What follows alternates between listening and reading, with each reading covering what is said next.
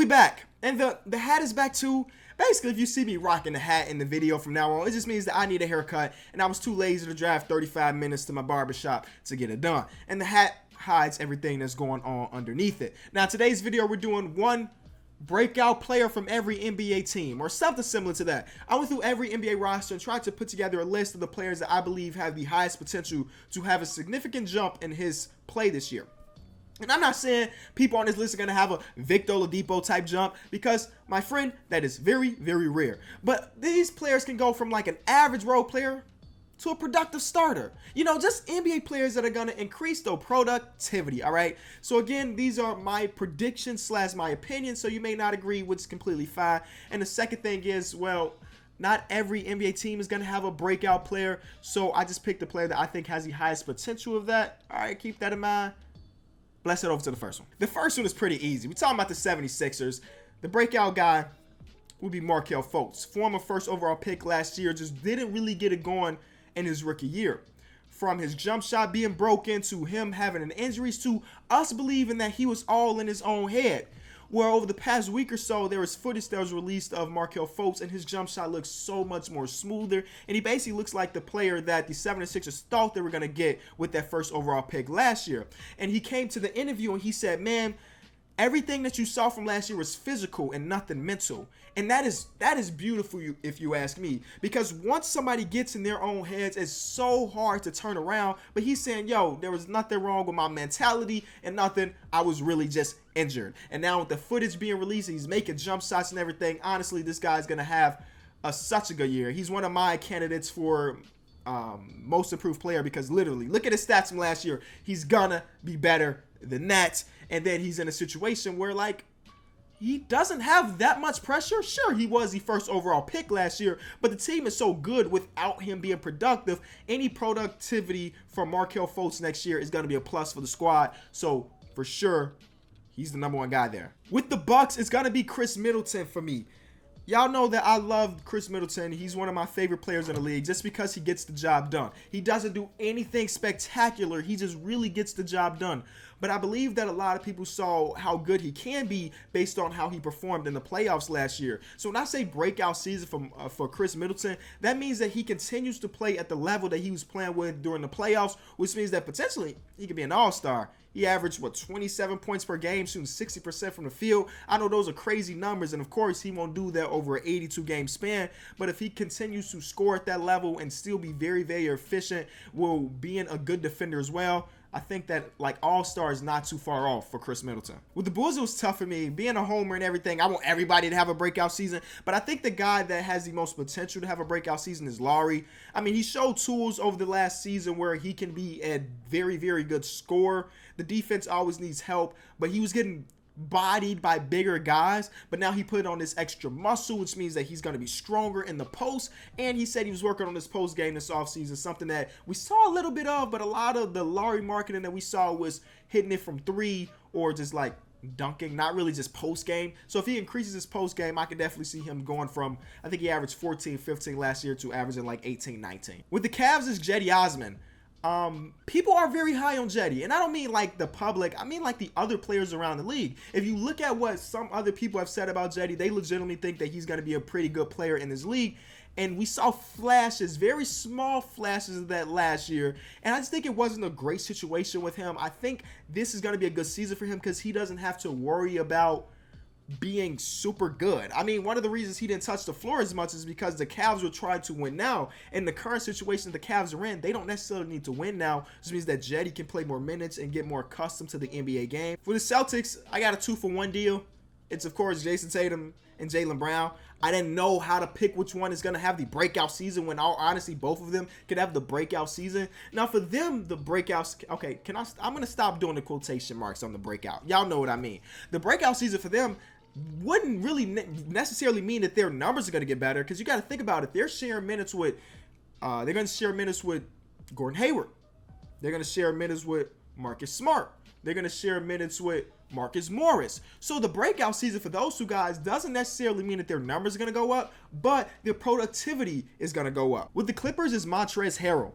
he, no joke, had a pretty solid year. Of course, by his standard. I'm not saying he was an all-star or anything, but he had a very good year by his standards. And I didn't notice until I was prepping for this video. I'm looking at their roster, and I'm like, Avery Bradley, I doubt he's going to have a breakout year. Tobias Harris seems to continually get better, but I don't think he's going to have a breakout year. And the name that stood out to me was Montrezl Harrell. I'm looking at his stats and everything. That guy, he looks like he's going to be a baller. I also went to look at some highlights and everything. I believe that he can be a starter in this league for sure. With the Grizzlies, I went with Cal Anderson. It's funny because Cal Anderson's nickname is slow-mo, obviously, because everything he does is kind of in slow motion. He's one of the slower tempo guys in the league. He went from the Spurs, which is like always bottom 5 in tempo, to the Grizzlies, who's also usually bottom 5 in tempo. So his agent definitely got him in the right place for the type of play style he has. But I think that in Memphis, he's going to just play a larger role for the team. I think he's going to have more of a playmaking role, especially if an unfortunate injury happens to Mike Conley again. I can definitely see them rolling Cal Anderson out as the backup point guard and everything. So I think Cal Anderson is the guy in Memphis, or maybe even Dylan Brooks. He was on my radar too, but I try to not put as many sophomore players in here because obviously sophomore players will have better years, but sometimes it's kind of hard to avoid. Like Markel Fultz, I had to say him because how can I avoid that? That is the prime example. Or even like Larry Marketing, or this next guy, which is John Collins for the Atlanta Hawks. Some of these sophomore guys, again, many sophomore guys get better after a rookie season, but these guys I think are going to have an exceptionally good year by sophomore standards. And John Collins fits that mold. In Summer League, he stretched the floor a lot more than he did last year, and I think that's going to benefit him. That pick and roll between him and Trae Young is going to be very deadly because John Collins is super athletic, so if he wants to dive to the paint, Trae Young being such a great playmaker can throw it to him, or if he wanted to pop, now that John Collins got the 3 in his game, make it work out well. It's a pick and roll that we're going to see for years and years to come. Super excited for it. With the Heat, I went with Josh Richardson. Now, the rumor has it that Pat Riley's trying to trade for Jimmy Butler, so maybe Josh Richardson won't even be on the Heat by the time this video comes out, or even by the beginning of the season. But he's definitely one of those guys that impacts the game on both sides of the floor. The statistics don't always say that, which kind of sucks for players like him. He's definitely going to get overlooked more because he's not necessarily getting the steals to make you realize that he's a good defender, but he's definitely a very good defender. The Hornets, it is without a doubt Malik Monk. Last year, Malik Monk comes into the season. He's kind of hyped up at the number. I think he was the number 10 pick. You can fact check that if you want to. I'm not completely sure. I think he was around the number 10th pick, and he just couldn't crack the rotation. I don't know what Steve Clifford was doing. I mean, the team wasn't winning anyway, so why not roll out your rookies?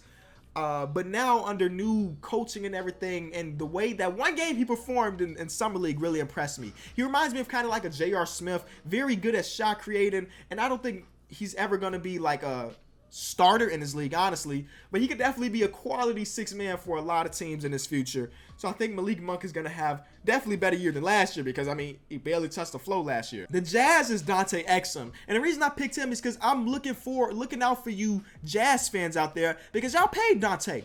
And I kind of understand it. He's still super young. You drafted him really high, and you have these high standards of it. And then in the playoffs, he guarded James Harden. Okay, pretty solid. It's James Harden. Nobody's really stopping James Harden. So he defended him pretty solidly, so I understand it. He fits their mold of being a defensive first team and everything. But they paid him so much money that they need him to have a breakout season to make that contract not look too terrible. With the Kings, it is Buddy Hield. Going into last season, Buddy Hield was my pick for most improved player. Now, it didn't really work out, but when I watched Buddy Hield play, he is so fluid in his motion, so fluid at his finishing at the rim, so fluid with his jump shot, that it's hard for me not to think that this guy has a bright future ahead of him. I know he's like 24 years old, which is kind of older for a young NBA player. Think about that sentence again. It's kind of old for a young NBA player. But if you know what I mean, you know what I mean. But I still see him having immense potential. I'm happy that they didn't get Zach LaVine because I think those two players would have butted heads just because they're both like high volume shooters and everything. I still believe that Buddy Hield can have a breakout season though. With the Knicks, I need somebody to clip this and keep it saved until the end of the season. My pick is Mario Hezonia. Mario Hezonia seems like a prime candidate of one of those players that's stuck in Orlando, and then when they get out of Orlando, they turn out to be pretty solid players. When he was drafted, they called him the EuroLeague J.R. Smith. And being a fan of J.R. Smith, I'm like, oh, okay, I can dig it. And you saw the glimpses, but you like, A, why is he not playing as much? And B, why are they not playing him right? So if you see him have a very solid season in New York, don't be surprised because he is talented. He just needs to be in the right situation. So New York may be that situation for Super Mario. The Lakers. Now, this video was inspired by Magic Johnson. In his press release a couple days ago, he mentioned that he thinks that Lonzo Ball is ready for that breakout season. They got me thinking, who else is ready for that breakout season? But my breakout player for them is not Lonzo Ball. It's actually Brandon Ingram. I could easily see him jumping up to like an 18, 19, 20 point per game scorer now that he's playing alongside LeBron James. Somebody else is going to have to help score that ball. If they're going to be a contending team, a team that's fighting for a playoff spot, somebody else needs to be that secondary scorer. And the only guy I see as a secondary score option is Brandon Ingram. So I could definitely see him jumping up to like 20 points per game. Lonzo Ball is definitely going to have a good sophomore season too. But again, I didn't always want to pick the sophomore, so I picked Brandon Ingram here. The Magic is Aaron Gordon. They just paid him. They paid him pretty good money. So they need to have a breakout season for Aaron Gordon. They paid him like he's going to be the number one option on the team for their future. And honestly, I can see glimpses of it for sure. There were games last year where he legitimately took over the game and got them a W. And that's what you want in your young players that you're trying to build around. But now it's time. Now it's time for that breakout season. Now it's time for that maybe he's an all-star type season. And in the Eastern Conference, who knows? He goes out and averages 21, 22. He can legitimately be an all-star, especially with the whole city of Orlando voted for him as well. So we just ready for the season, Aaron. Just make it happen. The Mavericks, another sophomore, Dennis Smith Jr. I look at their roster. There's nobody else really a candidate for a breakout season. I couldn't have Luka on it because what is he breaking out from? You feel me? Last year he didn't play in the league. So Dennis Smith Jr. is just an easy pick there. Now with the Nets, I was trying to pick between Karis LeVert and D-Load and D'Angelo Russell. Now, I went with D'Angelo Russell because he just saw two players in his same draft class, the 2015 draft class, get paid. Karl-Anthony Towns just from a few days ago, and then Devin Booker from like a month ago or so. Those guys got paid like superstars. And D'Angelo Russell is looking at that, and hopefully he got a little chip on his shoulder like, yo, I'm talented, and this is the last year of my deal, so I want to make money like that, so I'm going to go play like this. And this means that he's going to have a breakout season. That's the type of chip I would be playing on my shoulder if I was him. And also, there's still a small stigma around here based on what happened in LA with Nick Young and everything. And I need him to show the people like, listen, I'm older now. I've grown out of that. I'm an adult now, and I'm here to win basketball games. I'm here to play on the all-star level. And I think D'Angelo Russell got that in this game. The Nuggets, I picked Jokic. Now, people are very high on Jokic, and I'm one of those people too. But I don't think he's a household name yet. He's such a talented player, but he's not a household name. And when I'm thinking breakout for him, I'm thinking of him taking that superstar leap. When I think of superstars, I'm thinking about players that lead their team to playoffs, and he has not been able to do that just yet. Granted, he is only 23 years old, and he's only been starting for like 2 years now. But I need him to have that breakout season where his team makes the playoffs based on his play, based on him carrying them. And he has the talent for that. He definitely does. The Pacers is Miles Turner. Now, Miles Turner didn't really have a great sophomore season. He had a good sophomore season, don't get me wrong. But based on his rookie year, he didn't get much better. I think this is the year. He has the potential to be one of the best rim protectors in the league, 100%. He has the jumper where he can stretch the floor and hit some threes, hit the mid-range jumper. I don't know what really happened last year for him not to hit that next step, but if he hit the next step, the Indiana Pacers, y'all in a good spot, man, with Victor Oladipo and him still being relatively young. With the Pelicans, I went with Julius Randle. Last year, he led his team in scoring. I know he was tied with Brandon Ingram and Kyle Kuzma at 16.1, but I think that in New Orleans, he's going to play a bigger role, a more significant role, especially since this is a team that's trying to compete for a playoff spot. It's Stanley Johnson. It's time, Stanley. They drafted you very, very early. And though last year was a pretty solid year for you, they need you to have a better year. This is a team that's going to be on the brink of playoff contention 100%. And they need some more production out of their guards and wings. Right now, it's Drummond and Blake Griffin carrying the heavy load, and Reggie Jackson when he's healthy. They need some of those wing players to come into fruition. Reggie Bullock had a solid season and all, but man, is he really starter quality in his league? They need step up, youngster. With the Raptors, I went with Pascal Siakam, mostly because last year was a really good season for Pascal, but now that they traded Jakob Poeltl in exchange for the Kawhi Leonard deal, well, Pascal's like their backup big. He's going to have to play with some 4 and some 5 this season, and I think he can hold that load 100%. The Rockets, I went with Marques Chris. Now, Marques Chris is one of those players that I believe is either going to have a really solid season or he's not going to play at all. There's no in between there. Because he fits the mold for a player that could be successful alongside James Harden offensively. He sets hard screens and he dives to the paint. James Harden throw that oop up. Just like he does to Clint Capella, he can throw it up to Marques Chris. But the reason I say he may not play is because defensively, he's kind of trash, and then he's always in foul trouble. And if you're a team that's trying to contend, you can't afford a player to have 5 fouls. It doesn't work like that. The other team is in the bonus all the time. That's trash. So again, he could either not play many minutes or make a lot out of the minutes he does play. Yeah. The Spurs is DeJounte Murray.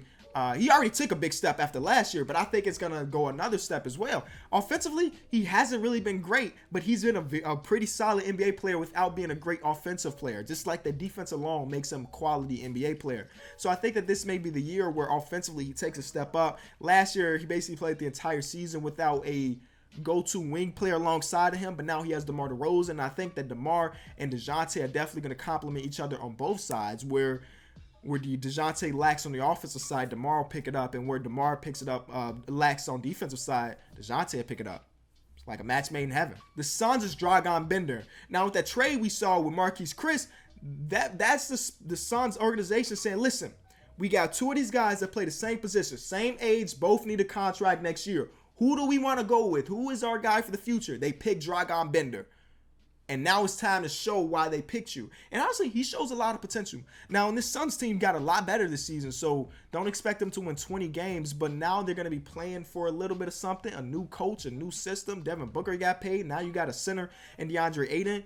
And one thing that I do like about Dragan Bender is that though he's not a good defender, he shows promise. And that's all you can really ask for those young players. Thunder is Nerlens Noel. Similar to what I said on the first guy on this list with Markelle Fultz, there's nowhere to go for Nerlens Noel but up after last season. With the Wolves, I legitimately do not know. This is one of those teams that's like, maybe there is no breakout player. Karl-Anthony Towns has been a productive NBA player since his rookie year. I don't think he's going to break out because he's been an all-star, and there's no breaking out for that. Wiggins just doesn't take me as a type to break out, and that's completely fine. Jimmy Butler's about to get traded. Taj Gibson and Jeff Teague are too old to break out. Derrick Rose is not going to break out. Maybe it's Luol Deng. He didn't play last year. So if he play any minutes, that's a breakout year for him, right? And Blazers too. Maybe it's Nick Stauskas. Is Nick Stauskas actually going to play minutes this year? I really don't know who the breakout is coming from them. They're very top heavy with their 2 guards. Both of them are all-star quality. I know CJ has never been an all-star. Congratulations, CJ, on your engagement. I know you watch this video. You always watch it. You know, hit me up through the wire. Get on my podcast. But I don't know. They're very top heavy, and those 2 guys are all-star quality. Then after that, it's a big drop-off. So maybe Nick Stauskas, one of their signings, is going to be like, you know what? It's my turn to be a 6th man or something. I don't know. The Warriors, it's going to be Jordan Bell. I know it's another sophomore, but nobody else in this team really is going to have that breakout. Steph Curry ain't breaking out. The dude done broke records. He ain't breaking out. Basically, that's the only guy I can really think of because he fits the mold of what they need. Last year he didn't play much in the playoffs because he was a rookie and they were trying to win games. But his sophomore year, maybe he learns to be a little bit smarter on the court and everything. He's playing with literally playing with some of the greatest players of our generation right now. Like he's in heaven. He already got a ring. With the Wizards, I went with Otto Porter. Y'all remember like 2 years ago, Otto Porter was like really, really good in the playoffs? Yeah, I want to see that Otto Porter again. Thank y'all so much for watching this video. If you got to this point, that means there was something you enjoyed, so leave it a like. I don't think many people understand how much liking the video helps the creator get the video out there more to new people. So to help grow Team No Overtime, just leave it a like. Also, if you got to this point, just in the comment section below, just let me know that you love basketball, and that lets me know who really got to the end of the video. Thank y'all so much. Peace. Wiggins and Karl-Anthony Towns, for the early stages of their career, they have been questioned on like their heart, like Steven Jackson said, or just their drive in general. And then if you're the GM of that team, you're like, you know what? We need Jimmy Butler. We're gonna get the guy with one of the biggest hearts, one of the biggest drives, and put him on this team, and maybe he can help these young players get to that point.